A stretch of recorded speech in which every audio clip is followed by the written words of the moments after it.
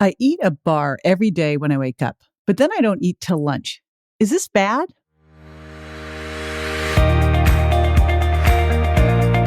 This is JJ Virgin, four-time New York Times bestselling author, celebrity nutrition expert, and fitness Hall of Famer.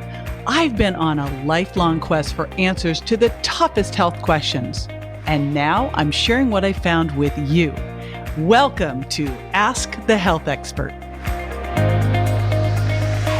Eloise Parker from Instagram asks, I eat a bar every day when I wake up, but then I don't eat till lunch. Is this bad? Oh my gosh, there's so many crazy misconceptions around meal timing. And I'm excited to talk today about not just what you eat, but when you eat it. So I'll be right back to deconstruct that with you.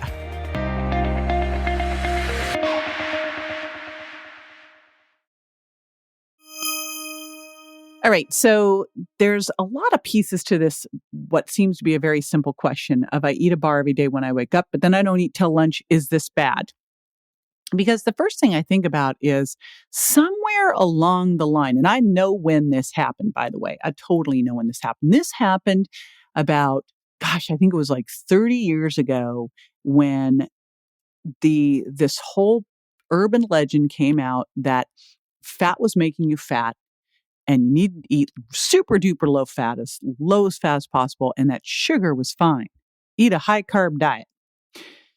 And when that happened, all of a sudden we moved from, eating 2 to 3 meals a day to having breakfast, a snack, lunch, a snack, dinner, and then, oh my gosh, God forbid you go to bed hungry, another snack.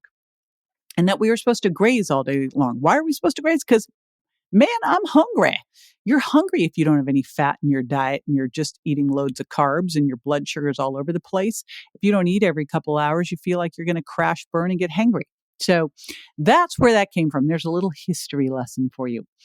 But that's where I wonder with this question, where Eloise says, I eat a bar every day when I wake up, but then I don't eat till lunch. Is this bad? No, this is great. Go you. Yay, Yahoo. Woohoo.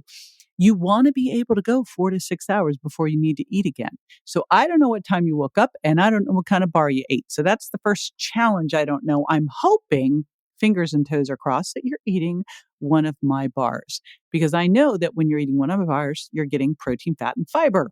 And that is that trifecta for great blood sugar balance so that you'll be able to go 4 to 6 hours between meals. That is the goal, is that you should be able to eat a meal, feel great, maybe even forget to eat the next one, and again, go 4 to 6 hours between meals. So that's the first one. The second thing here, because I kind of gave a little hint about this, is it's not just what you eat, it's when you eat that matters.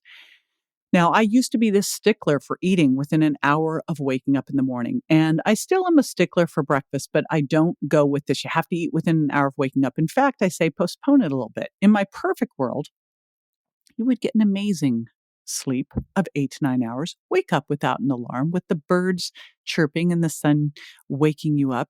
You'd have an amazing cup of bulletproof coffee. I don't do it with oil and stuff. Don't tell Dave. I just do the beans, but I know they're clean. You'd have an amazing cup of coffee. You'd do some journaling, meditation.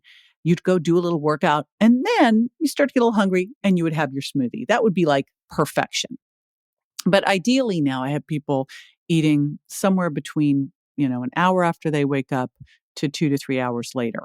And I especially like to do this a couple times a week. Weekends work great, where you could have, like, instead of having your breakfast, say at 7 or 8 a.m., you push it to more like 9 or 10. And then you have an earlier dinner so that you can extend that fast. Because one of the first things I like people to do is start to eat dinner a little bit earlier and stop eating 3 to 4 hours before bed, and then get up in the morning, and we want to have at least a 12-hour fast. But let's say you had dinner at 6. Well, you woke up now, you went to bed at, say, 10, you woke up around 6, and now you push your breakfast off till like 8 or 9. Wow, look at you. You just did an amazing overnight fast of 15 hours. Go you. So that's what I'd love to see. But I think the bigger answer here is, it sounds like you've got great blood sugar control. I love to see that you can eat breakfast, and I don't know what time that was, but I'm assuming you were able to go 4 to 6 hours between breakfast and lunch. Excellent. And so you're doing great. This is all fine. And again, we want to look at a couple different things when we're looking at healthy eating. Number one, of course, you want to figure out which foods work for you and which foods don't. That's the virgin diet. You want to lower your sugar impact. That's the sugar impact diet. As you do that, when you do that, you're able to now throw in ketogenic, if you want to roll in some ketosis or you want to roll in some intermittent fasting. The sugar impact diet sets you up to be able to do that. And, you practiced some caloric variability too, which I think is another super important concept that we don't talk about enough. All right. So that answer is, Eloise, you're doing awesome. This is JJ with Ask the Health Expert. I do this 5 times a week, so make sure you never miss a show by going to subscribetojj.com.